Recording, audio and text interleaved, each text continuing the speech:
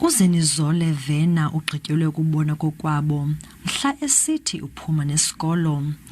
Wafunyanwa lilungu losapho lwakhe emva kokuva umuntu okhalayo esiya kwindibano yoluntu. Kodwa ekliniki izinto azihambanga kakuhle. Size esisikhalo ade lo mntana azofika kule ndawo ndime kuyo.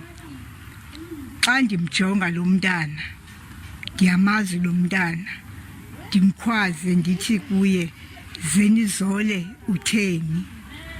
Athi uZeni bandireyipile makhulu. Bahambe umgama omde besiya emapoliseni ngeli xesha uZenizole ebonakalisa ungaphili kakuhle. Xa befika emapoliseni uye walinda ixesha elide, koko wawa wasweleka sekubiziwe iambulance. Athi usister in charge kum noZeni, apha ekliniki akusetyenzwa ngomntu orenjiweyo. Umasipala uye wandwendwela le kliniki nesebe lamapolisa apha soloko khona kwaye wathi uzoncedisa emngcwabeni. The city has committed to arrange the funeral and to pay for the funeral. It is the very last thing that we can do is to provide some dignity to the family and to the legacy of Zenizole.